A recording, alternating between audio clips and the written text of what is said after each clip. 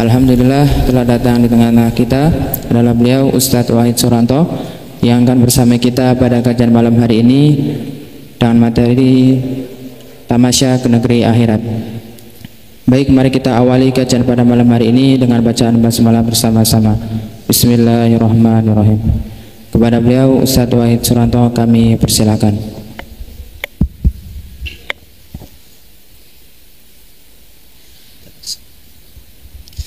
Bismillahirrahmanirrahim.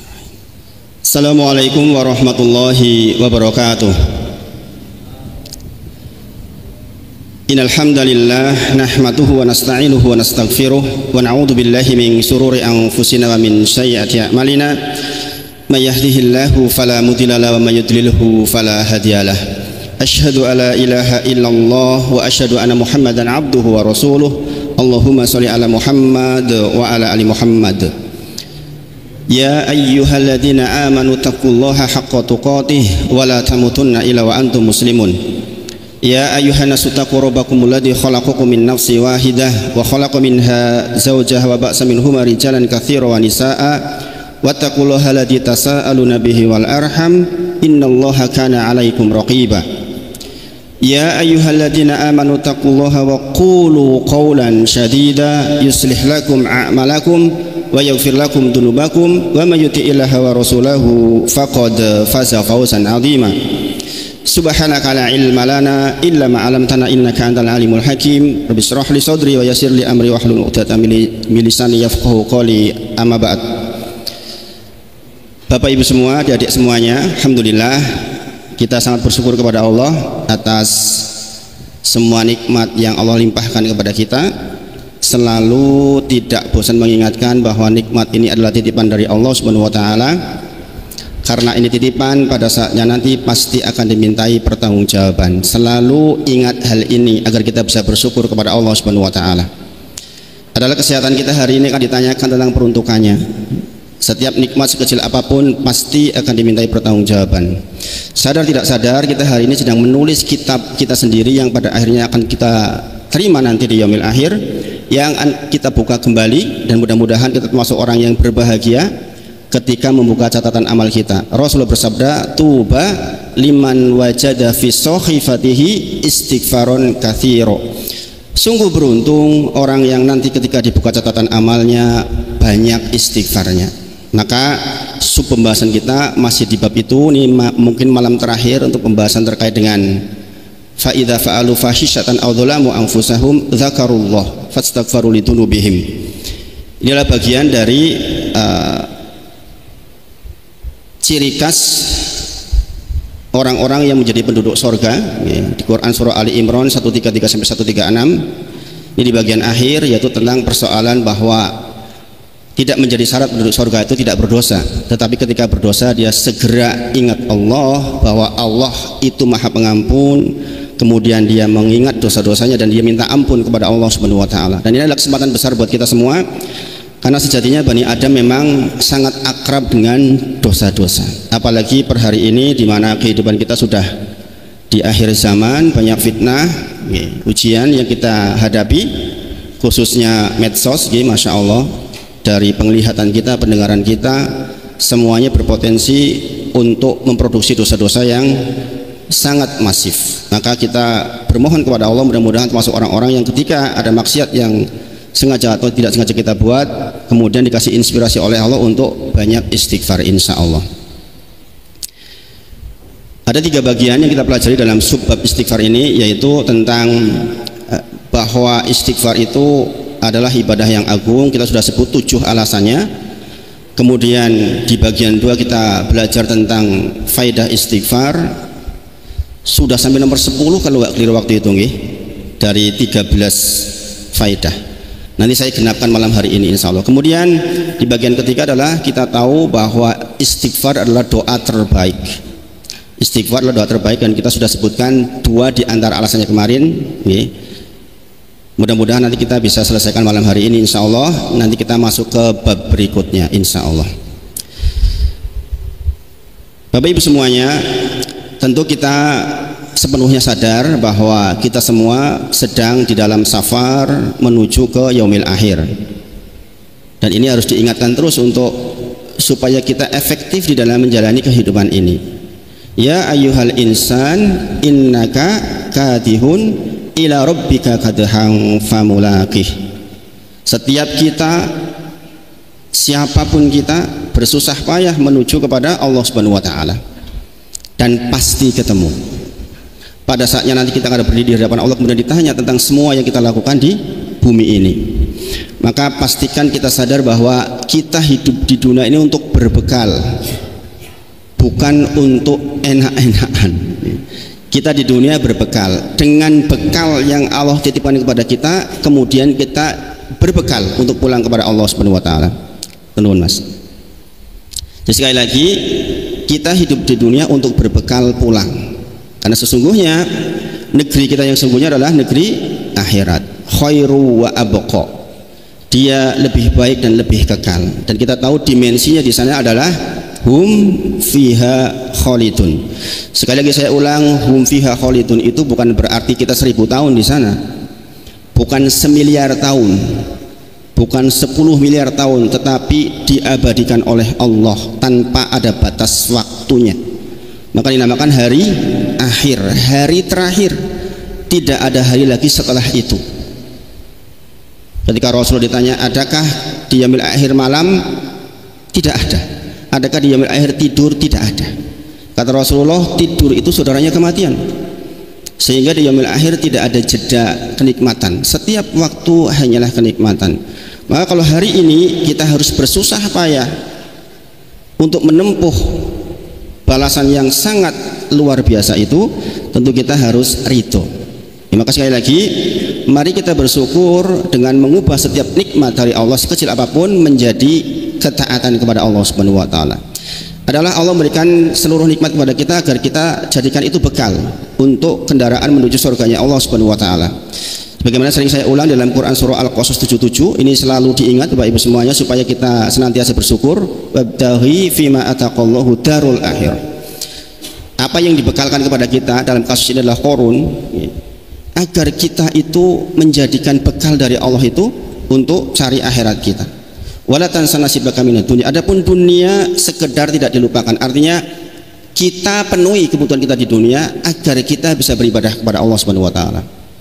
Berbuat baiklah sebagaimana Allah telah berbuat baik kepadamu. Ini poin penting sekali ini, bahwa seluruh nikmat yang kita terima hari ini karena kebaikan Allah. Maka pantaslah kita kemudian berbuat baik dengan perbuatan baik Allah kepada kita. Kalau kebetulan kebaikan Allah kepada kita dalam bentuk kekayaan, maka pastikan kekayaan itu efektif kita gunakan untuk menegakkan ibadah kepada Allah Subhanahu wa taala, untuk berbuat baik kepada makhluknya Allah yang lain. Kalau jangan dibekali kemudian dengan Al-Quran yang bagus, adik-adik semuanya sudah hafal Quran banyak ya, Masya Allah. Pastikan bekal itu menjadi bekal yang efektif untuk menjadi kendaraan menuju surganya Allah Subhanahu wa taala. Adik-adik yang di pondok yang menghafal Quran, resapi betul makna-maknanya supaya nanti kalau selesai itu ya membekas betul ya. Kebetulan saya sangat akrab dengan alumni-alumni pondok ya. Sebagian sukses mempertahankan kebiasaan baiknya di pondok. Sebagian yang lain ada yang terkena subhat di luar sehingga ikut-ikutan dengan gaya yang aneh-aneh. Subhanallah. Makanya adik-adik semuanya ikhlaskan hati supaya Allah panjangkan. Sebagaimana Imam Malik ketika ditanya kenapa bikin kitab Al-Muwatta sementara sudah banyak ulama-ulama lain waktu itu bikin kitab Al-Muwatta, maka kata beliau, nanti yang paling ikhlas yang akan panjang umurnya. Dan terbukti Al-Muwatta sampai hari ini yang terkenal adalah Imam Malik. Maka adik-adik semuanya sama-sama menghafal Quran, tapi persoalan keikhlasan hati mengharap wajah Allah itu yang akan insya Allah panjang dan baik insya Allah. Bapak Ibu semuanya, sekali lagi, yang bersyukur itu sedikit. Quran surah Saba ayat 13, wa qalilum min ibadiyasy syakur. Sedikit yang bisa bersyukur kepada Allah Subhanahu wa taala. Maka kita berdoa, Allahumma ja'alni minal qalil. Jadikan kami termasuk orang yang sedikit itu. Nah, ini doa-doa yang senantiasa kita mintakan. Oleh karena itu kita harus sadar terus. Kita sadar terus supaya insya Allah kita bisa berbekal dengan bekal yang sebanyak-banyaknya. Sekali lagi, Bertambah tua, menjadi tua bukan pilihan kita, tetapi adalah sebuah keniscayaan. Maka kemarin di pertemuan berikutnya saya sempat singgung pada panjenengan tentang doa untuk menemani kita menjadi tua. Allahumma inni a'udzubika minal kasali wasu'il kibar. Ya Allah, saya berlindung kepada Engkau dari rasa malas dan buruknya hari tua. Redaksi yang lain, Allahumma inni a'udzubika min ardhalil umur. Ya Allah, saya mohon kepada Engkau, berlindung kepada Engkau dari keadaan umur yang sudah demensia, sudah pikun, sudah enggak produktif sama sekali. Siapapun yang dipanjangkan umurnya, kata Allah, pasti penciptaannya akan dibalik. Quran surah Yasin ayat ke-68. Siapapun kita yang kemudian dipanjangkan umurnya sampai tua, maka proses penciptaannya akan dibalik. Dari mulai tidak bisa apa-apa, dimimii 2 tahun, terus kuat, 30 tahun sangat kuat, 40 tahun mulai turun. Kurvanya menurun, maka dibalik sampai sebagian dipanjangkan sampai ardhalil umur. Kita sudah bacakan Quran surah An-Nahl ayat 70 dan Al-Hajj ayat 5 yang menjadi dalil tentang ardhalil umur. Itulah mengapa Rasulullah berdoa, Allahumma inni a'udzubika min ardhalil umur. Ibu-ibu yang sudah mulai sepuh, pastikan doa ini jangan ditinggal. Kita ingin sampai tua dalam kondisi sehat bugar, sebelum meninggal dalam kondisi sehat. Walaupun sekali lagi sebagian saudara kita mungkin dibuat sakit dulu untuk membersihkan. Orang yang punya manzilah tinggi, kemudian ibadahnya tidak cukup sampai mendapatkan manzilah itu, biasanya Allah kasih dengan ujian yang berat di akhir masa. Hatta Imam Syafi'i sekalipun mengalami itu, rahimahullah ta'ala. Kita tahu ya, sejarah mencatat Imam Syafi'i itu di akhir masa hidupnya menahan sakit, wasirnya itu luar biasa. Sampai sebagian riwayat mengatakan sampai netes wasirnya itu Imam Syafi'i rahimahullah ta'ala. Karena kedudukannya tinggi beliau, walaupun ibadahnya itu sangat banyak, tambah sedikit lagi, Masya Allah. Kita berharap mudah-mudahan terhindar dari fase itu. Walaupun sekali lagi kalau terjadi itu bagian dari rencana Allah yang baik, insya Allah kalau yang orang beriman. Tadi pagi saya ditanya, dokter yang nanya, Masya Allah, orang pintar kok berarti. Kemarin pagi, bukan tadi pagi. Apa bedanya antara hukuman dengan ujian saja ketika di akhir masa sakit? Jadi PR gitu. Nanti jenengan bisa lihat di video yang di Jabal Nur, itu membahas tentang itu salah satunya, insya Allah. Karena ada kadang hampir sama, mirip antara hukuman dengan ujian itu mirip-mirip saja, sama-sama sakit, tetapi riwayat sebelum orang itu seperti apa, itu yang menjadikan penentu dia ujian atau hukuman. Kalau memang orang soleh seperti Imam Syafi'i rahimahullah, tentu saja sakitnya bukan sebagai sebuah hukuman, tapi untuk meningkatkan derajatnya di surga nanti, insya Allah. Kita semua berharap mudah-mudahan sehat sampai tua, insya Allah, tidak sampai pikun. Pikun itu Al-Fatihah saja lali, Al-Fatihah mawon lali. Makanya doanya apa? Allahumma inni a'udzubika minal kasali wasu'il kibar. Kasal itu malas, jenengan teksi sehat, masih bisa sholat, ning males. Kebayang nggak? Jenengan tuh bisa, masih muda, tahajud itu bisa 1 jam berdiri, tapi malas, sehingga hasil akhirnya zero, nggak melakukan. Ini orang masih bisa, masih mampu, nggak mau, malas. Maka kita mengatakan Allahumma ini a'udzubika minal kasal, dari rasa malas itu. Yang kedua, su'il kibar, sama, tidak produktif dalam ibadah karena nggak mampu lagi, sudah pikun. Bayangkan orang sehat malas, itu hasil akhirnya sama dengan orang pikun. Jangan mau nggak itu? Jangan pikirin. Kalau mau ke masjid malas, pikirin. Jangan sampai itu terjadi. Makanya persoalan tidak malas, persoalannya kita berdoa kepada Allah. Kita tuh minta Bapak Ibu supaya jangan malas. Adik-adik minta kepada Allah. Makanya itu bagian dari zikir petang, zikir pagi kita kan ya. Asbahna wa asbahal mulku lillah walhamdulillah, dan seterusnya. Nanti kalau ada kalimat Allahumma inni a'udzubika minal kasali wasu'il kibar. Itulah mengapa saya sama anak-anak itu selalu mengatakan jangan lupa zikir pagi, paling ribut saya di rumah. Jangan lupa zikir pagi, petang lagi di mana saya WA. Jangan lupa zikir petang, begitu. Ya kita berharapnya mudah-mudahan Allah tuh yang jaga anak kita. Kita nggak tahu kan. Maka kita minta kepada anak kita supaya Allah bimbing dia. Kita tahu nih Bapak Ibu semuanya bahwa konten dari zikir petang kita tuh luar biasa.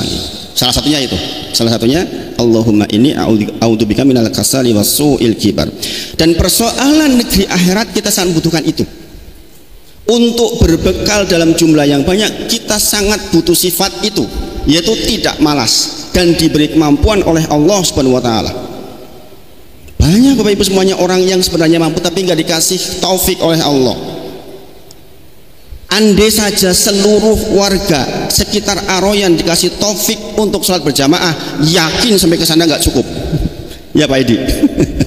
Ini tugas takmir ini. Bagaimana membuat tertarik ini orang-orang yang belum pada berangkat. Ya satu doa tentu saja.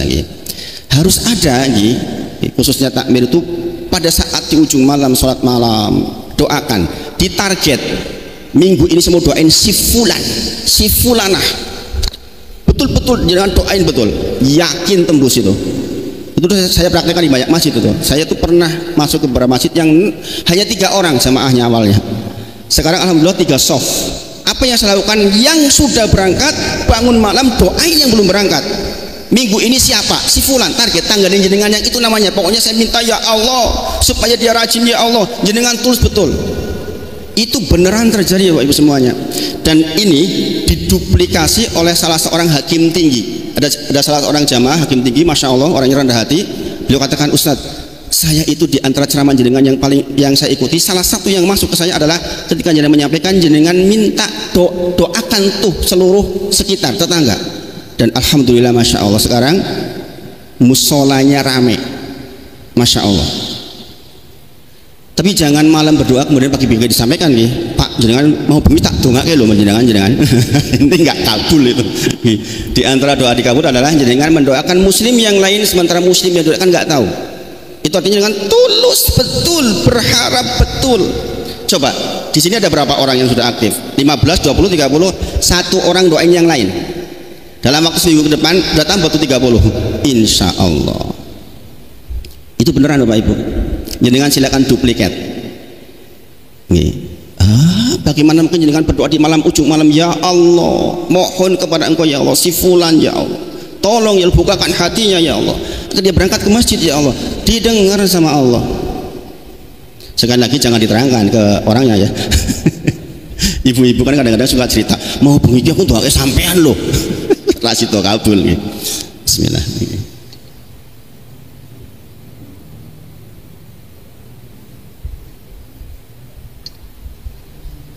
Nah Bapak Ibu semuanya, sekali lagi persoalan kehidupan setelah kematian memang menuntut tentang kebersihan diri kita.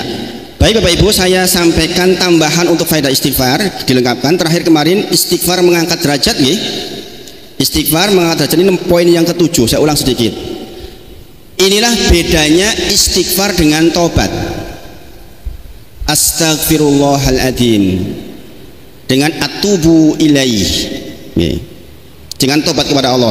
Kalau tobat pelakunya harus dia, harus kita. Tapi istighfar jenengan bisa istighfari orang lain. Katakanlah jenengan punya anak nakal banget. Kadang-kadang yang mengeluh, waduh dia anak nakalnya pol-polan. Istighfari, ya Allah minta ampun untuk anakku ya Allah. Ampuni kesalahannya ya Allah. Ampuni ketidaktahuannya ya Allah. Ini doa saya sendiri nih Bapak Ibu semuanya. Ya Amar itu sudah hafal 30 juz, sudah imam di mana-mana, tapi kan masih anak muda. Kadang-kadang sih pengen dolan lah, pengen inilah, pengen itulah. Dan saya yakin namanya dolan itu banyak kekeliruan yang terjadi lah namanya dolan. Maka kewajiban orang tua, ya Allah ampuni ketidaktahuannya Amar begitu. Itu saya begitu Bapak Ibu. Saya berharap kemudian Allah jaga dia. Begitu. Makanya dalam kasus ini istighfar itu bisa mengangkat derajat yang kemudian Rasulullah contohkan, inna rajula la turfa'u darajat fil jannah. Ada orang diangkat derajat di jannah, kemudian ditanya, apa ini? Saya nggak melakukan apa-apa, kemudian kenapa meningkat? Dikatakan bistighfari waladzikalaka. Disebabkan istighfar dari anakmu. Ini kan pelakunya orang lain. Gini Bang, secara asal muslim mendoakan muslim yang lain itu sampai siapapun dia. Tetapi sejarah mengatakan yang biasa doain itu anak yang soleh. Sering saya sampaikan, jenengan punya tetangga meninggal, paling-paling seminggu jenengan doain. Baru kui ibu-ibu, jenengan masih mendoakan tetangga jenengan Bu siapa namanya, Bu Sri misalnya gitu, yang sudah meninggal 10 tahun yang lalu, masih didoain nggak? Rasa-rasanya ya wis lali. Nek isi anget sesasi mbok menawa, itu pun jarang. Maka mulai malam hari ini berbuatlah baik. Ingat-ingat lagi daftar orang-orang yang pernah dekat dengan jenengan, doain. Ketika jenengan nandur berdoa seperti itu, jenengan nanti ketika meninggal akan dimudahkan orang lain doain jenengan. Jangan pelit mendoakan orang lain. Bahkan kalau kita bicara dalil, lebih untung mendoakan orang lain sebenarnya. Gini Bang, doa kita kepada Allah, ya kita siapa, tapi insya Allah dikabul insya Allah. Kalau jangan berdoa, ya Allah sama kepada aku agar Pak Edi virus sugih, malaikat mengatakan demikian juga untukmu, demikian juga untuk kita. Lebih ampuh permintaan malaikat dibanding kita. Gini Bang, makanya orang diberi longgar itu karena melonggarkan orang lain. Ini by definisi begitu. Kita sudah belajar tentang itu, tentang pemudah masuk surga. Nih, man salaka tariqan yaltamisu fi ilman sahalallahu bi tariqan ilal jannah. Dimudahkan jalan menuju masuk surga. 4 hal sebelumnya terkait dengan pertolongan ke orang lain sebelumnya. Hadis ini didahului oleh 4 perbuatan yang semuanya terkait dengan melonggarkan orang lain. Maka Bapak Ibu semuanya, di antara ibadah kita mahfudhah kepada Allah bagus, kanan kiri harus bagus. Ini konsep Islam itu selalu begitu. Makanya wa aqimus shalah wa atuz zakah hampir selalu berdampingan. Soal kita baik kepada Allah harus didampingi baik kita kepada anak yatim, ke tetangga, Masya Allah, selalu begitu. Khairukum li ahli, yang terbaik di antara kalian yang terbaik dengan keluarga kalian. Ini level 1. Level 1 kita baik nih. Saya berbuat baik kepada tetangga saya. Maka tentu saja level 1-nya sudah selesai. Saya pasti berbuat baik sama istri saya. Kata Rasulullah apa? Khairukum li ahli. Yang terbaik di antara kalian yang terbaik dengan keluarga, dengan istri kalian. Istri Pak Edi. Saya sebut satu nanti protes. Ustadznya juga baru 1. Ditawari juga belum mau. Jadi yang terbaik ini hubungan kita dengan orang lain. Kalau orang hubungan dengan orang lain baik, tentu saja hubungan dengan Allah sudah jauh lebih baik. Ini soal yang seiring sejalan. Sekali lagi, Islam itu selalu vertikal ke atas dan horizontal ke samping. Maka sekali lagi sering saya katakan, untuk tahu laki-laki itu soleh atau tidak, tanyakan ke istrinya, tanyakan ke anaknya bagaimana dia di rumah. Kalau istri mengatakan dia soleh, insya Allah valid. Orang mungkin di luar bisa jaim, jaga image, ngomong sama orang lain bisa diatur. Gini Bang, ketemu bupati mau ngomong apa ya dipikir dulu. Pertanyaannya, ngomong sama istri dipikir enggak? Ngomong sama anak dipikir enggak? Maka verifikasi valid atau tidaknya baiknya seseorang pastikan jangan tanyakan. Makanya kalau jangan pengen tahu Ustadz Wahid bagaimana, tanyakan ke Abdullah. Gimana Ustadz Wahid kalau di rumah? Itu aslinya itu begitu itu. Maka ibu-ibu, di antara perjuangan panjenengan adalah bagaimana mendapat ridho dari bapak mendapat ridho dari ibu. Itu verifikasi yang paling baik. Jadi hasil ngaji kita selalu baik ke atas, baik ke samping. Ke samping level 1-nya adalah keluarga kita. Jadi pada kasus ini berarti orang punya anak soleh bistighfari waladikalaka, disebabkan istighfar dari anakmu. Ini pelakunya adalah orang lain, bukan dia. Bayangkan orang ya, bisa melakukan kebaikan bahkan lintas alam. Gitu nih, orang udah meninggal, jenengan memberikan kebaikan kepada orang yang meninggal. Salah satu adalah fasilitasnya istighfar, mengistighfarinya. Makanya kita berdoa, Allahumma gfirli wali walidayya warhamhuma kama rabbayani shaghira. Ini kita mendoakan ibu kita, bapak kita baik masih hidup atau sudah meninggal. Sebaliknya, dengan berpikir enggak? Kalau begitu, kalau saya ke atas bisa, ke bawah juga bisa dong. Ke anak-anak kita maksudnya. Gini apa nggih? Ini kan yang ada kita lupa Bapak Ibu semuanya. Kita sibuk memikirkan anak kita bermasalah, kita tidak pernah minta ampun untuknya. Ini anak kita punya salah nih, bisa jadi belum sadar. Kita mintakan ampun kepada Allah Subhanahu wa taala bagi kita yang sadar. Sampai itu sampai Bapak Ibu semuanya. Dan kasus seperti ini sangat banyak ya. Saya sering menangani anak-anak yang dalam tanda kutip israf, rusaknya itu udah lewat batas. Seperti yang saya kita akan dengan LGBT, mohon maaf, sudah memasukkan kemaluannya ke punya orang lain, itu kan sudah israf, sudah lewat batas. Tapi alhamdulillah setelah banyak istighfar orang tuanya, hari ini dia bisa ngimam di salah satu masjid yang cukup besar di Jogja. Ini saya katakan mantan lah, walaupun saya tidak bisa mengatakan sembuh 100%. Okay. Tapi dia sudah mau, bacaannya bagus, hafal mungkin sekitar 20 juz. Sempat mengalami kayak gitu, sempat jadi predator loh, bayangin. Masya Allah. Okay. Jadi istighfar itu luar biasa, luar biasa. Kemudian yang kedelapan, istighfar memudahkan lapang rizki dan harta yang banyak dan barokah. Sebagaimana Allah sebut dalam Quran surah Nuh ayat 10. Faqultu astaghfiru rabbakum innahu kana ghaffara. Ini soal orang yang israfnya lama banget. Kaum Nuh alaihissalam itu 950 tahun didakwai enggak mempan. Nggih. Ambil kain. Kalau ada Nuh alaihissalam datang, ambil kain ditutup. Silahkan ngomong, rata rungoke. Dan itu kisahnya siang dan malam. Kalau Ustadz Wahid kan hanya malam saja dakwahnya ini. Siang sama Pak Edi alhamdulillah sekarang. Artinya apa? Ini orang yang sudah lama sekali berbuat buruk. Nek coro Allah nggak maha pengampun, kita pites, ya kan? Dihancurkan dia. Maka ada kalimat wa ya'fu an kasir. Allah tuh udah ampuni banyak.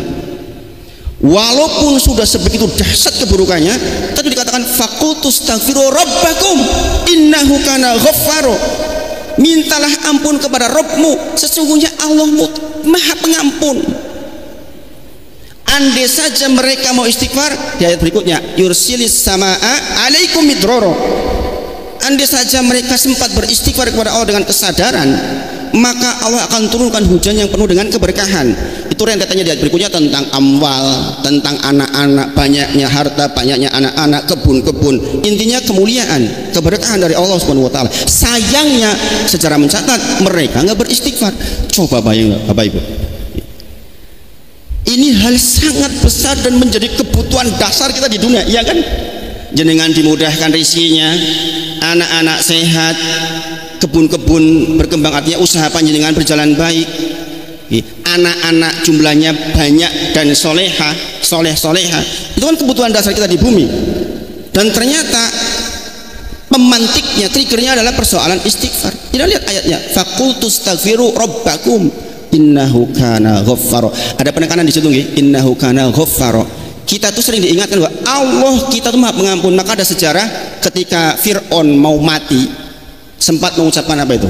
Pengen beriman kan? Sejarah mengatakan pengen beriman, mengatakan saya percaya kepada Robnya Musa. Tetapi kemudian Jibril AS nggak terima. Sebagian riwayat dalam tafsir Ibnu Katsir dikatakan ambil pasir. Karena kalau enggak, sejahat dia pun bisa diampuni. Jibril tuh tahu banget itu, Allah tuh maha pengampun. Makanya di antara manfaat istighfar adalah memudahkan lapang rizki, kemudian harta yang banyak dan barokah. Malam hari ini kok mudah banget, haus nih. Bismillah.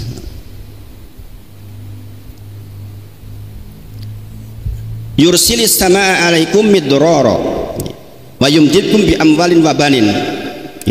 Jadi akan dibanyakan amwalnya, banin, anak-anak. Kemudian hal yang senada dalam Quran surah Hud ayat ketiga sama. Redaksinya sama, yursilis samaa alaikum midrara. Dan banyak ayat yang semisal ini yang menunjuk bahwa istighfar itu memang terkait bukan hanya persoalan akhirat tapi persoalan dunia kita. Makanya ketika Imam Hasan Al-Basri ditanya tentang beberapa soal, jawabannya sama. Yang tercatat dalam sejarah ditanyakan tentang 3 hal. Nggak turun hujan lama, minta, suruh istighfar. Nggak punya anak-anak, istighfar. Bersoal dengan keluarga, istighfar. Ditanya sama muridnya, wahai imam, kenapa orang datang dengan soal yang berbeda, engkau jawab dengan satu jawaban yang sama, istighfar? Kata dia bacakan, ingat Allah berfirman dalam surah Nuh ayat 10, faqultu astaghfiru rabbakum innahu kana ghaffara yursili sama alaikum midrara. Itu disebutkan, nggak punya anak, punya anak banyak, istighfar. Persoalan usaha, istighfar. Persoalan nggak turun hujan, istighfar. Makanya judul kita adalah nanti di berikutnya adalah tentang istighfar, doa terbaik. Kemudian menghilangkan segala gundah gulana dan kesulitan. Ini nomor 11. Man, siapapun laziman melazimi istighfar, ja'alallahu lahu min kulli hammin farajan wa min kulli dzikin mahrajan. Kemudian warazaqahu min haitsu la yahtasib. Bapak Ibu semuanya, kata-kata min haitsu la yahtasib, dari arah yang kita tidak duga, itu saya mulai banyak merasakan ketika saya bisnis. Karena bisnis itu kita tidak tahu hari ini itu yang datang kepada saya siapa, yang mau beli barang saya siapa. Makanya adik-adik saya yang pegawai, banyak adik saya guru, ikutlah kegiatan di luar kerjaan, bisnis kecil-kecilan, karena akan sangat merasakan tentang min haitsu la yahtasib, tentang rezeki yang tidak diduga. Nek gaji kan diduga Pak Edi, sok tanggal sampeyan yo entuk sakmene ya, rasa diduga-duga teko dhewe. Ngene apa nggih? Tapi ada hal-hal ini bicara rezeki dalam bentuk harta nggih. Tentu saja rezeki sangat luas nggih, sangat luas. Yang saya katakan dalam hal ini adalah sebab rezeki dalam bentuk harta yang kebanyakan orang taunya tentang itu maksudnya. Itu merasakan betul betapa istighfar luar biasa nggih. Saya ketika di bisnis properti, barang tidak murah nggih, ratusan juta kan, tapi ada saja. Bayangkan saya kali pertama buka kapling 11 kapling itu enggak sampai sebulan habis, enggak sampai sebulan loh. Kalau barang harga 5 juta itu ratusan juta. Saya masih semester 4 waktu itu nih, masih cacili. Saya masih ingat betul Pak Edi, saya itu jualan rumah itu pakai sepeda, belum punya mobil saya. Jadi kan tahu kantornya apa? Kantornya cuma di bawah pohon di salah satu kapling itu, bukan pakai gedung, betul-betul tempat hanya ngiyup saja. Nggak logis kan? Masya Allah. Saya kalau cerita tentang sejarah properti yang saya alami itu, Masya Allah, terjual. Saya tanya kepada pembeli itu, kenapa jangan mau beli sama saya? Ya memang harus terjual, min haitsu la yahtasib. Kata mereka, saya tuh melihat jenengan sederhana. Kalau sederhana insya Allah nggak nipu.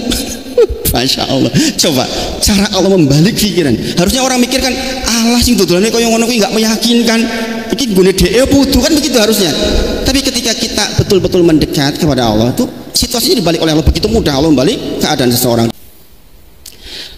Jadi sekali lagi, siapapun yang melazimkan istighfar, niscaya baginya kelapangan atas segala kesempitan dan kesusahannya. Allah juga akan memberikan keluar dari segala kesulitannya, dan Allah akan berikan kepada dia rezeki dari hal yang tak terduga sebelumnya. Silahkan buktikan,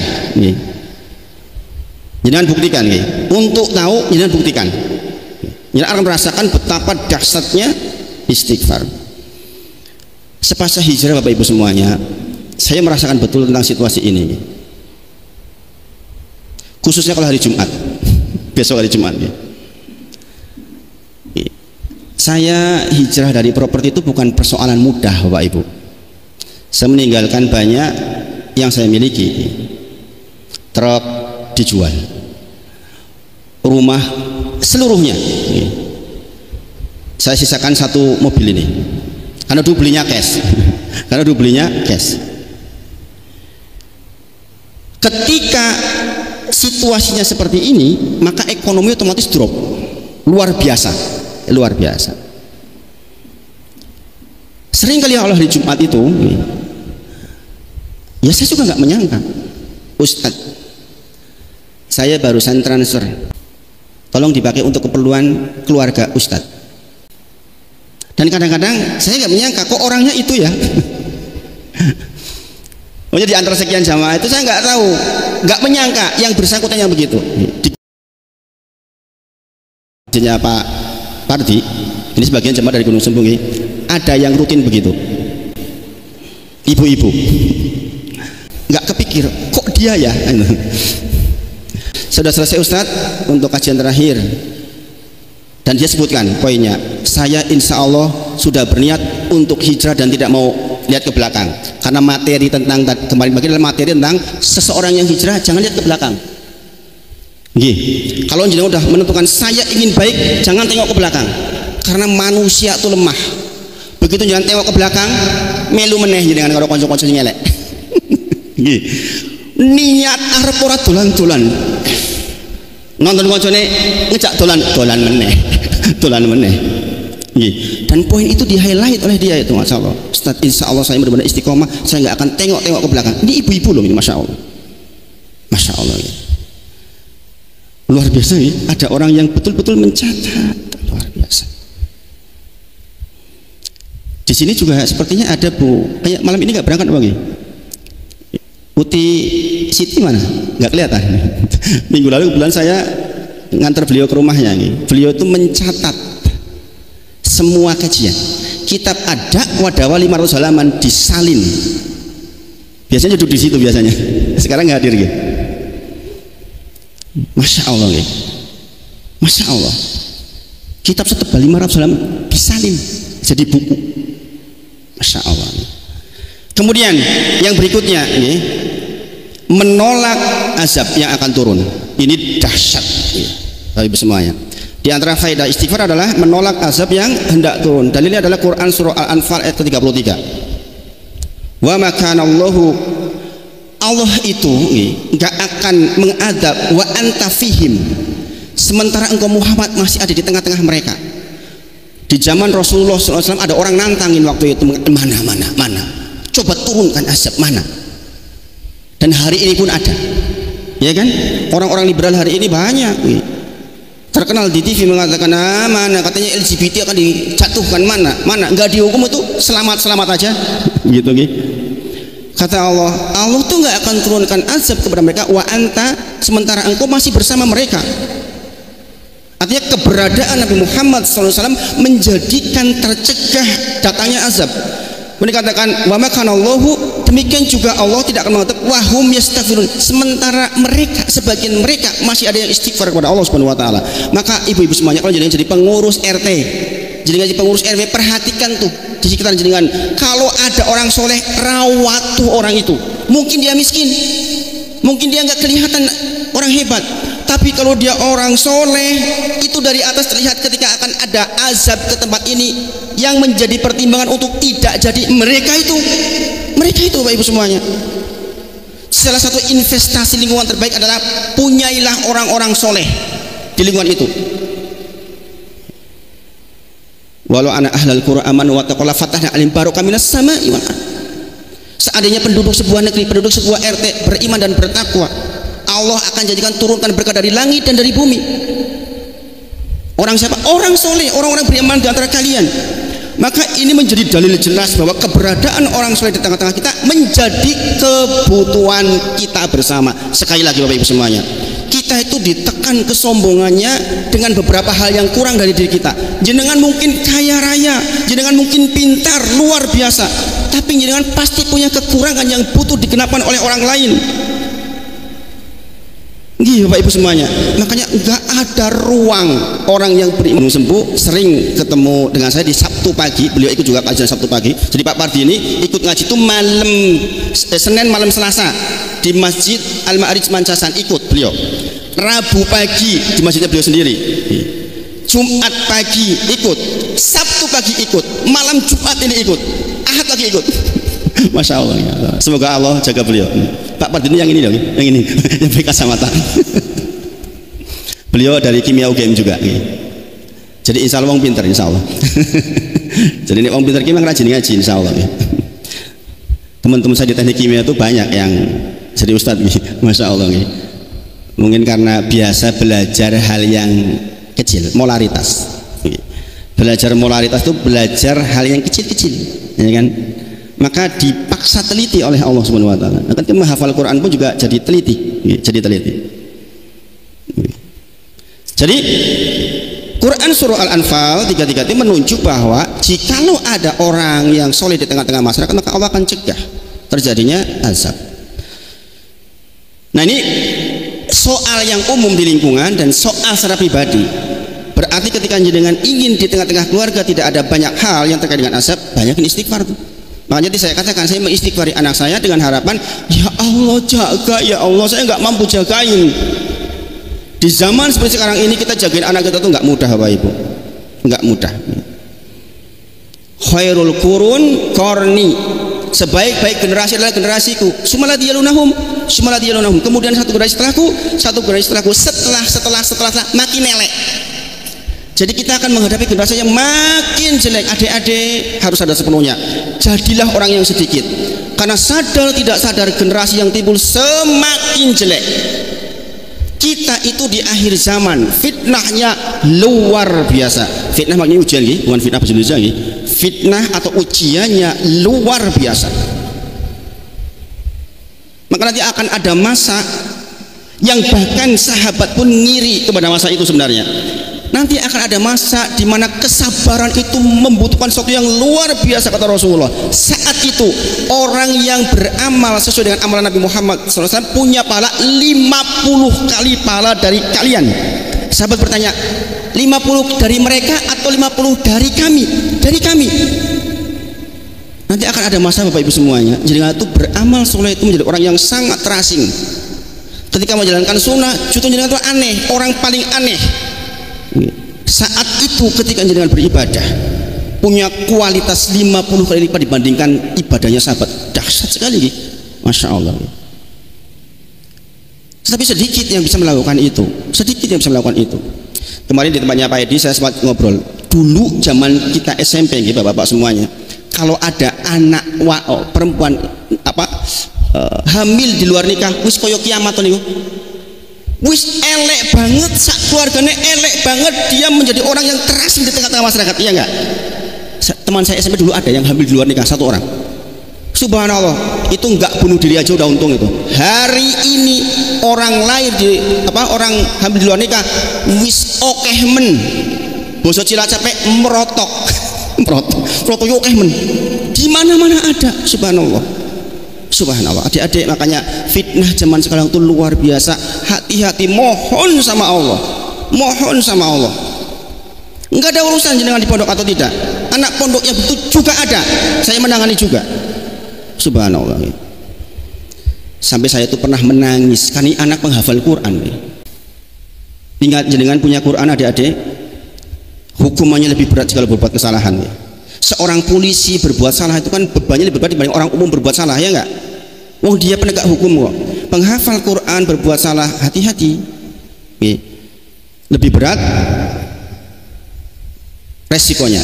Kemudian yang ke-13, kemenangan atas musuh. Jadi di antara memenangkan sebuah pertandingan, bahkan dengan musuh sekalipun, adalah dengan istighfar. Quran surah Ali Imran 147. Ini jenengan perdalam di rumah, insya Allah, supaya kita waktunya cukup. Jadi Bapak Ibu semuanya itu 13 poin terkait dengan faedah istighfar. Mudah-mudahan bisa menjadi pengingat buat kita semua. Kita sekarang masuk ke menggenapkan di bagian istighfar, doa yang terbaik. Istighfar insani nafsi, istighfarnya seorang untuk dirinya lebih utama dibandingkan doa manapun. Kita sudah bahas mengapa kemarin, karena cakupan istighfar itu untuk persoalan dunia dan akhirat kita, dunia dan akhirat kita. Dan kemarin diberi alasan bahwa yang pertama,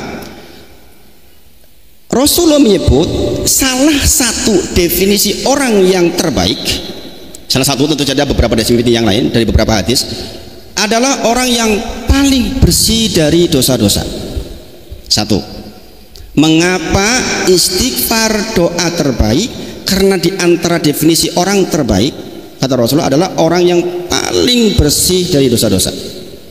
Yang pertama, ini kisahnya di dalam kisah yang sangat panjang yang Rasulullah sampaikan ketika nanti di padang mahsyar. Ketika kita semua orang berkumpul dalam kondisi jarak matahari 1 mil. Perawinya mengatakan, saya tidak tahu maksud mil itu apa. Perawinya mengatakan begitu. Intinya pokoknya panas ya. Maka Rasul menyampaikan sebagian mereka tenggelam sampai ke sebagian kecil kakinya, kemudian sampai ke lutut, sebagian sampai ke dada, kemudian tenggelam maksudnya Rasul menunjuk begini, mengisyaratkan. Jadi ada orang yang tenggelam oleh keringatnya segini.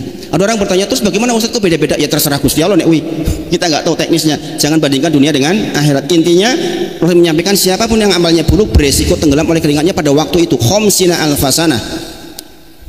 Jadi dengan bisa ukur khamsina alfasana 50.000 tahun.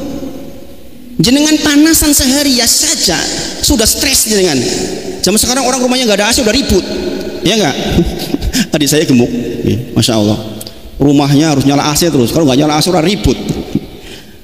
Datang ke rumah saya nggak ada AC. Alhamdulillah rumah saya banyak angin. Kemarin cerita, Mas, udah jadi AC tapi kok saya tidur langsung ngorok. Enak, dingin. Bayangkan kita itu akan hadir di sana khamsina alfasana nunggunya. Maka kemudian keadaan ini memaksa orang-orang untuk mendatangi Adam alaihissalam. Engkau Abul Basar, engkau diciptakan oleh tangan Allah sendiri, engkau ditiupkan ruh oleh Allah. Mintalah syafaat kepada Allah untuk segera persidangan. Ini hanya minta di sidang Bapak Ibu semuanya, belum persoalan hasil sidang. Apa kata Adam alaihissalam? Ini poinnya Bapak Ibu. Jangan perhatikan bagian ini. Saya itu nggak mau minta kepada Allah, malu karena saya pernah melakukan dosa. Jangan tahu nih kisahnya Adam alaihissalam ketika digoda iblis untuk syajaratul khuldi. Allah bilang jangan dekat, kemudian dikatakan syajaratul pohon keabadian. Kamu tuh nggak boleh makan ini karena kamu tuh bakal abadi kalau makan ini, kira-kira begitu, dan tergoda. Tentu saja ini dosa yang Allah rancang untuknya. Kita tidak mengatakan Adam alaihissalam terhina karena itu, bukan. Tapi bahwa Adam alaihissalam pernah melakukan satu kekeliruan cukup untuk mengatakan saya malu kepada Allah untuk memintakan syafaat untuk kalian. Nafsi, saya juga butuh, kata Adam alaihissalam. Bayangkan. Jadi poinnya di kalimat saya juga nggak bisa karena saya punya kekeliruan. Maka kemudian datanglah kepada Ibrahim alaihissalam. Ibrahim alaihissalam mengatakan hal yang serupa. Saya itu pernah berdusta dalam tanda kutip 3 kali. Kita sudah pernah bahas sih. Dusta dalam tanda kutip nih, bukan dusta yang sesungguhnya. Paham nih kisahnya nih? 3 kisah Ibrahim alaihissalam terpaksa berdusta. Tentu saja bukan dusta yang hakiki nih. Nabi bukan kayak kita nih. Ketika dia datang ke sebuah tempat di Mesir, kemudian taulah rajanya suka kepada, jadi dia tuh sukanya kepada wanita cantik yang sudah dinikahi oleh orang lain. Lucu tuh niku rajane niku. Maka kita tahu istrinya Ibrahim AS adalah orang yang cantik. Maka ketika didatangi kepada Ibrahim AS, nanti katakan ya, kalau nanti ditanya kamu siapa, kamu saudaraku. Maksudnya Ibrahim saudara di dalam iman, karena waktu itu yang Islam ya cuma 2 orang ini saja. Nikulah mboten berdusta atau sebenarnya gini bang, itu pun Ibrahim alaihissalam sudah merasa bersalah hanya dengan hal kayak gitu. Kita dusta ping 1000 isi santai. Subhanallah. Kita mudah kadang-kadang mengeluarkan kalimat-kalimat yang nggak benar. Ibrahim alaihissalam hanya untuk dalam tanda kutip menyelamatkan diri, supaya nggak diapa-apain tuh sebenarnya itu. Di faktanya dia adalah saudara di dalam iman. Kemudian ketika ada motong patung, pokoknya ada 3 kasus itu, kita sudah pernah ceritakan itu. Maka kemudian Ibrahim alaihissalam mengatakan, saya nggak bisa minta kepada Allah sementara saya punya kekeliruan. Datanglah mereka ke Musa alaihissalam. Mereka tuh kita semua Bapak Ibu, kita semua akan pada kondisi itu. Diletakkan orang yang pertama sampai orang yang terakhir dalam satu tempat. Berarti termasuk kita Bapak Ibu. Apa yang kita ceritakan malam hari ini akan terjadi pada saatnya nanti. Jadi kan tahu nggak, di situ itu orang ngomong manggil pasti ketemu. Walaupun orang sekumpul, saya panggil Pak Edi akan dengar pada waktu itu. dan akan terlihat. Masya Allah, keajaiban luar biasa nih. Maka kemudian datang ke Musa. Apa kata-kata Musa? Saya nggak bisa, karena saya dulu pernah nggak sengaja mukul orang mati, ya kan? Mukul orang mati. Nah, Musa alaihissalam digambarkan sebagai nabi yang badannya kuat, gitu. Sehingga mati. Itu saja membuat dia merasa malu untuk tidak bisa minta syafaat kepada Allah Subhanahu wa taala. Kemudian datang ke nabi-nabi yang lain, sampai datang ke Nabi Muhammad SAW. Quran surah Al-Fat ayat 1-2 menyebut Rasulullah itu sudah dihapus dosanya yang lalu dan yang akan datang. Maka Rasulullah inilah orang yang paling bersih. Dengan kebersihannya inilah kemudian Rasulullah meminta kepada Allah yang dengan puji-pujian yang hanya Allah ajarkan nanti di sana. Rasulullah belum melakukan di dunia. Maka kemudian persidangan dimulai. Nah Bapak Ibu, apa maksudnya? Ternyata orang yang terbaik yang punya kapasitas mampu melakukan itu adalah orang yang bersih dari dosa-dosa. Itulah mengapa istighfar itu doa terbaik. Mengapa? Istighfar itulah yang menghapus dosa kita. Paham Bapak Ibu pendalilannya? Paham nggih? Ada orang satu kesalahan merasa tidak pantas, ada 3 kesalahan nggak pantas. Musa AS merasa nggak pantas, Rasulullah yang paling bersih, maka dialah yang pantas. Sallallahu alaihi wasallam. Maka kita berlomba-lomba untuk paling sedikit dosanya dengan banyak istighfar. Maka pantas Rasul menyebut tuba liman wajada fi sahifatihi istighfarun katsira. Sungguh beruntung orang yang nanti ketika dibuka catatan amalnya banyak istighfarnya, bukan banyak sinetronnya, bukan banyak nonton bal-balannya. Subhanallah, orang udah 50 tahun sengaja bangun jam 2 dalam rangka untuk menonton bal-balan. Subhanallah, lagi nonton bal-balan hihihi. Pripun coba ingat hal yang seperti ini Bapak Ibu semuanya. Maka sekali lagi, mengapa istighfar doa terbaik? Disebabkan karena istighfar itu menghapus dosa-dosa. Sementara standar kebaikan seseorang adalah ketika dia paling bersih dari dosa-dosa. Paham sampai di sini Bapak Ibu? Paham nggih? Yang kedua, ini sebenarnya pendalilannya banyak sekali nggih. Nggak kroso pun 8:30. Kita sama Pak Edi itu 2 jam di tempatnya Pak Edi itu ngaji 2 jam Pak nggih. 11:30 sampai 11:30. Padahal sesepuan, kuat itu Pak Edi. Kuat, Masya Allah. Yang kedua, mengapa istighfar doa terbaik? Karena istighfar kita nih akan membuat kita terhindar dari malapetaka di dunia dan di akhirat. Nih, makanya para sahabat itu kalau sandal jepitnya potol langsung bertanya, saya barusan membuat dosa apa? Sandal jepit potol, saya baru berbuat dosa apa? Kudanya susah dikendalikan, saya baru berbuat dosa apa? Begitu perilaku sahabat Bapak Ibu semuanya. Kita kadang-kadang enteng aja Bapak Ibu semuanya. Di antara dampak dari dosa-dosa adalah seperti yang saya sampaikan sebelumnya, kita jadi malas. Itu dampak dosa Bapak Ibu. Al-iman yazid wa yanqus. Iman itu naik dan turun. Yazid bita'ah, yazid karena ketaatan, naik karena ketaatan, wa yanqus turun disebabkan karena maksiat kepada Allah Subhanahu wa taala. Maka yang namanya maksiat sekecil apapun pasti berdampak. Kok jenengan tiba-tiba lihat suami sebel menipu-ibu, pengennya marah sama suami, yakin jenengan lagi banyak maksiat itu, lagi dosa jenengan. Banyakin istighfar tuh. Kalau jenengan melihat anak jenengan kok rasanya pengen nesu, yakin lagi ada masalah, maka beristighfarlah waktu itu sebanyak-banyaknya. Praktekin supaya tahu Bapak Ibu semuanya. Praktekin. Ini dahsyat luar biasa. Bahkan luar biasa ya, dahsyatnya istighfar itu luar biasa. Saya kadang-kadang menceritakan ada hal yang pribadi sekali yang saya rasakan betapa dahsyatnya istighfar. Karena itu terkait dengan hal yang seperti waktu dilipat Bapak Ibu semuanya. Jangan lagi dikejar-kejar waktu. Waktu tinggal 20 menit. Sementara kalau menurut Google Map 40 menit. Amalin istighfar Bapak Ibu. Allah akan mudahkan. Saya berulang kali mengalami yang seperti itu. Subhanallah. Dan ini presidennya ada sebenarnya bahwa itu kejadian seperti itu ada. Ada. Bahkan bumi direketkan, ada kan kisahnya ini bagi tentang orang yang bunuh 99 orang berdikirkan 100. Itu ketika di tengah-tengah Allah perintahkan bumi mendekatlah kepada yang dituju. hari itu dunia ngeret. Apa yang sulit bagi Allah Subhanahu wa taala. Jadi ingat Bapak Ibu semuanya, semua malapetaka yang menimpa kita di dunia dan di akhirat disebabkan karena dosa-dosa kita. Jangan salahkan siapapun ketika terjadi hal-hal yang menyulitkan kita. Pastikan kita berkaca, ini masalahnya di diri saya apa? Dosa apa yang sudah saya buat? Apa dalilnya? Quran surah Asy-Syura ayat 30. Wa ma asobakum min musibatin fabima kasabat aydikum wa ya'fu an katsir, kata Allah. Semua musibah yang kita terima disebabkan karena perbuatan tangan kita, maksudnya dosa-dosa kita.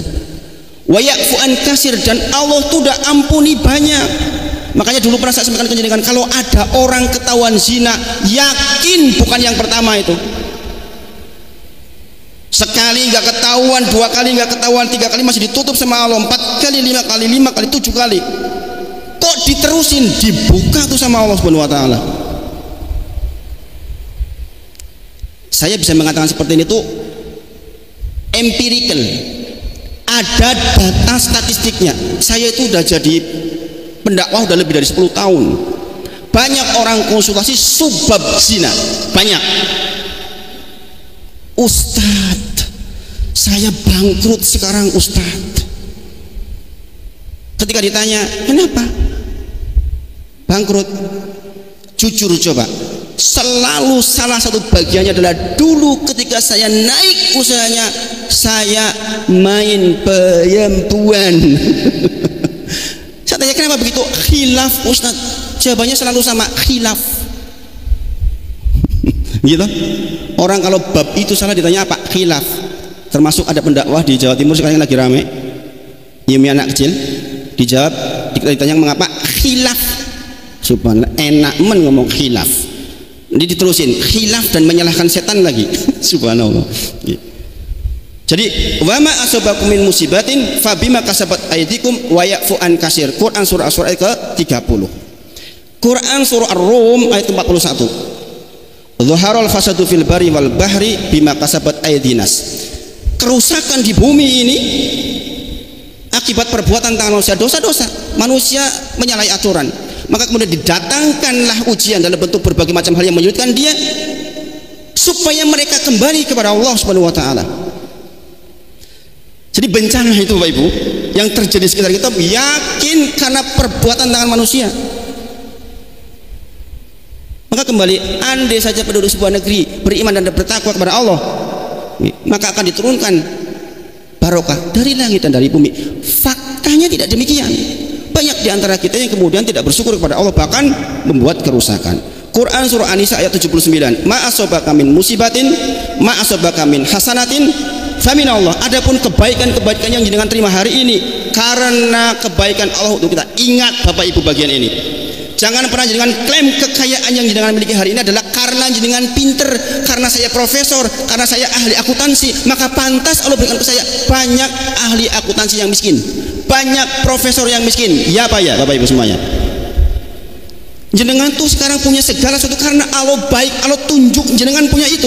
Adik-adik yang hafal Quran, bukan karena pinter-pinternya adik-adik, kebetulan adik-adik ditunjuk oleh Allah untuk menjadi penghafal Quran. Banyak orang yang klaim, ya pantas saya mendapatkan gelar ini karena saya memang belajarnya rajin. Kata siapa? Kalau kerja keras identik dengan kekayaan, harusnya tukang itu lebih kaya dari jenengan. Tukang udah bekerja dari pagi capek luar biasa sampai sore, sampai ngelembur-lembur, nggak lebih kaya dari jenengan itu. Maka ketahuilah, ma asabaka min hasanatin famin Allah, semuanya dari Allah Subhanahu wa taala. Ini bentuk ketauhidan kita yang harusnya kita bangun terus Bapak Ibu semuanya, sehingga kita ingat terus kepada Allah di setiap kegiatan kehidupan kita. Alladzina yadhkurunallaha qiyaman wa qu'udan wa 'ala junubihim, adalah orang-orang yang selalu mengingat Allah dalam kondisi berdiri, dalam kondisi duduk, dalam kondisi berbaring, alias ingat Allah terus. Kemudian dikatakan wa ma asabaka min sayyi'atin famin nafsik, adapun keburukan yang kita terima semuanya perbuatan kita. Bapak Ibu semuanya, ini Allah yang berfirman.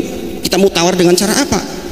Dialah Allah yang menciptakan kita, yang paling tahu kebutuhan kita, yang paling tahu tentang rancangan terbaik untuk kita. Mengatakan semua keburukan yang kalian terima famin nafsik, perbuatan kalian sendiri. Subhanallah ibu semuanya. Ali Imran 165, ini kisah tentang perang Uhud. Kalah kita nggih, kalah. Kenapa? Di sini disebutkan ada sebagian di antara mereka yang berbuat maksiat dengan menyelisih perintah Rasulullah. Paham nggih? Kan nggak boleh turun tuh itu pemanah, turun dia karena kegoda oleh harta. Subhanallah. Karena kemaksiatan sebagian mereka itu kemudian dikalahkan oleh Allah. Ini menjadi dalil yang tegas bahwa semua hal yang terkait dengan musibah yang kita terima karena kita berselisih dengan Rasulullah, berselisih dengan perintah Allah Subhanahu wa taala. Andai saja tidak berselisih maka tidak demikian keadaannya. Coba, maksiat dalam kasus perang adalah ketika perintahnya Rasulullah enggak ditaati, terjadilah kekalahan hari itu. Quran surah Ali Imran ayat 165. Jangan nanti baca tafsirnya, menakjubkan. Menakjubkan. Inilah urgensinya bahwa ahamiyah atau pentingnya istighfar agar kita terhindar dari malapetaka yang tentu saja kita tidak ingin dan kita takut menghadapinya, ya kan?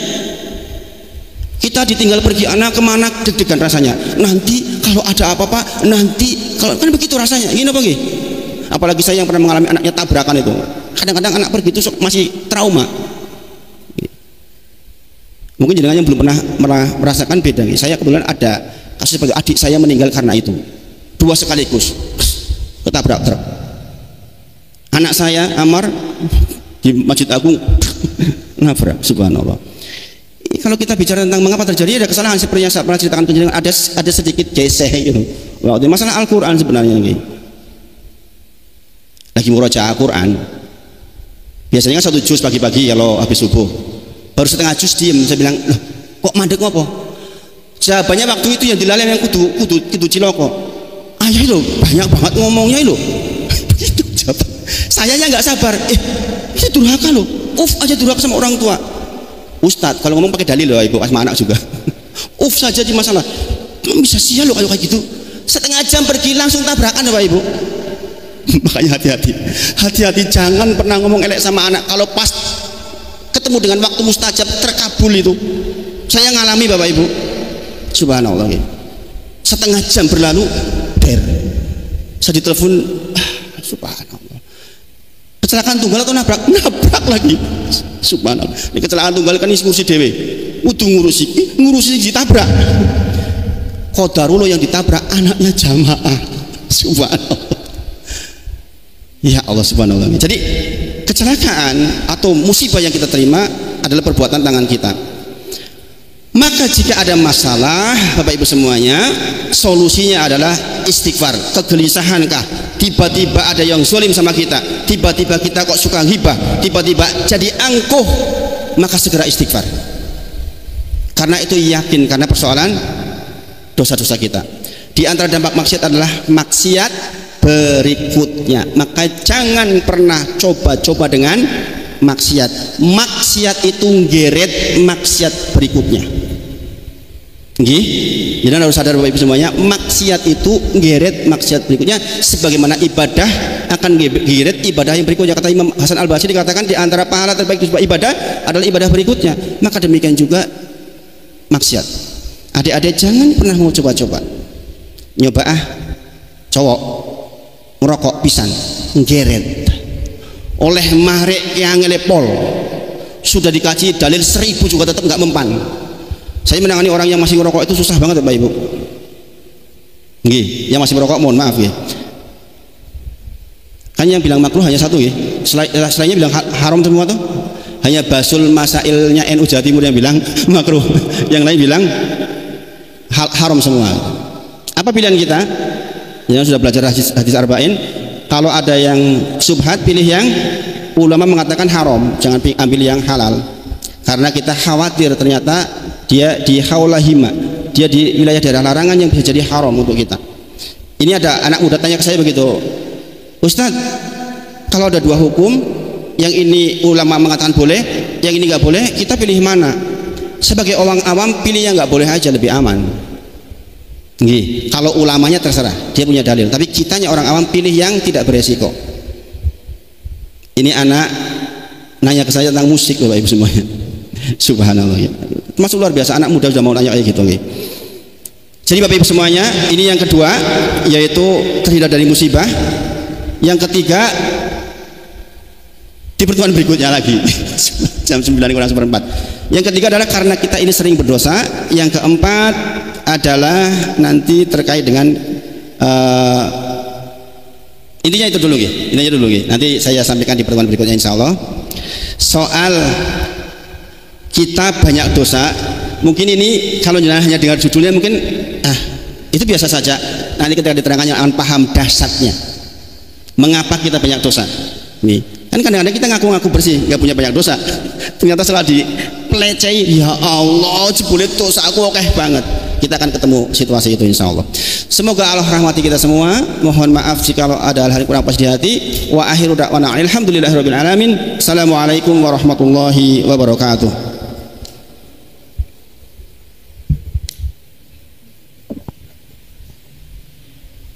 Baik, alhamdulillah kajian telah usai. Kami ucapkan jazakallahu khairan katsira kepada Ustaz Wahid Suranto yang telah menyampaikan materinya. Kami juga mengucapkan jazakumullahu khairan katsira kepada seluruh jamaah sekalian yang telah ikut serta memakmurkan belajar pada malam hari ini. Semoga kita selalu diberikan keistiqomahan untuk ilmu dimanapun tempat kita berada. Amin ya rabbal alamin. Mari kita tutup kajian pada malam hari ini dengan doa kafaratul majelis. Subhanakallahumma hamdika asyhadu an la ilaha illa anta astaghfiruka wa atubu ilaik. Saya selaku pembawa acara, mohon maaf. Wabillahi taufiq wal hidayah. Wassalamualaikum warahmatullahi wabarakatuh.